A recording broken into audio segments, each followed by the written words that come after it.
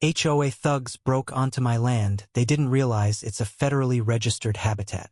The sun hung heavy over my 10 acres, painting the Karen flower fields in hues of violet and gold.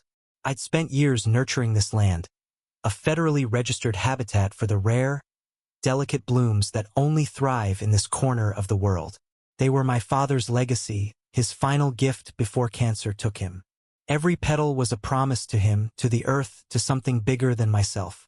But that morning, as I walked the rows, checking for wilt, I saw them, 3 men in dark jackets, boots stomping through my flowers like they owned the place.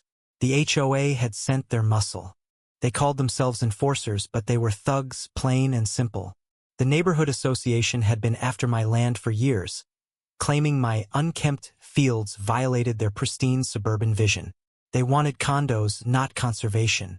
I'd fought them in court, waved my federal habitat papers like a shield, but they didn't care.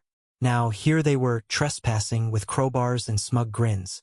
The leader, a wiry man named Vince with a scar across his cheek, sneered as he ripped a Karen flower from its stem and crushed it underfoot.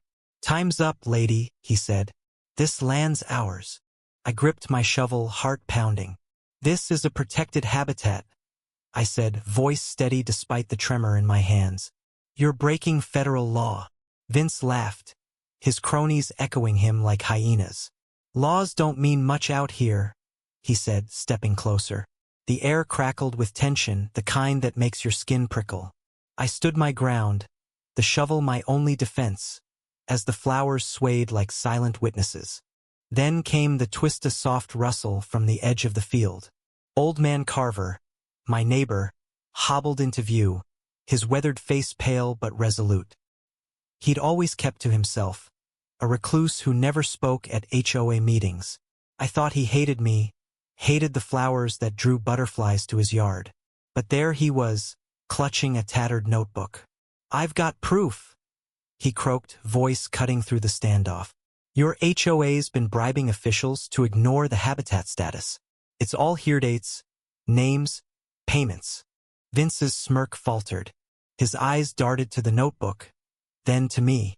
"You're bluffing," he spat, but his voice wavered. Carver held up the notebook, pages flapping in the breeze, revealing meticulous records in his spidery handwriting. My heart surged with hope, but dread clung to it. If Carver was right, this wasn't just about my land, it was a conspiracy stretching far beyond our little town. The thugs closed in, their intent clear. Vince lunged for the notebook, but I swung my shovel, catching his arm with a dull thud. He stumbled, cursing, as his cronies hesitated. "Back off," I shouted, adrenaline flooding my veins. Carver, frail but defiant, stepped beside me, holding the notebook like a talisman. For a moment it felt like we could win. The flowers, the land, the truth, they were worth fighting for. But then, a new sound, a low, mechanical growl. A bulldozer roared to life at the field's edge, its blade gleaming under the sun. The HOA hadn't just sent thugs. They'd sent machinery to erase my land entirely. My stomach dropped.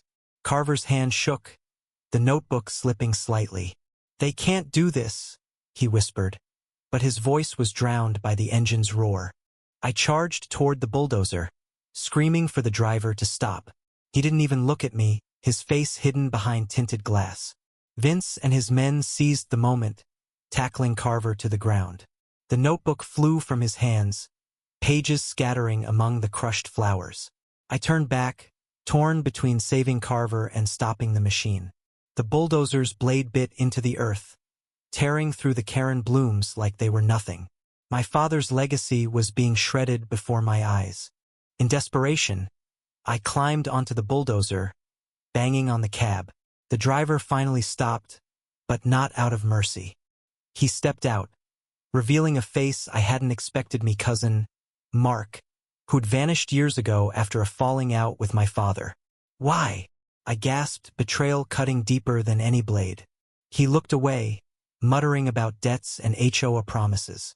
"They own me," he said, voice hollow. The fight drained from me. Carver was on his knees, Vince's boot on his back. The notebook's pages fluttered away, evidence lost to the wind. The bulldozer resumed its work, and with every churn of dirt, my heart broke a little more. The HOA had won not through law, but through greed and betrayal.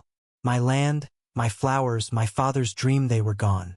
As the sun set, casting long shadows over the ruined field, I stood with Carver, both of us battered but alive.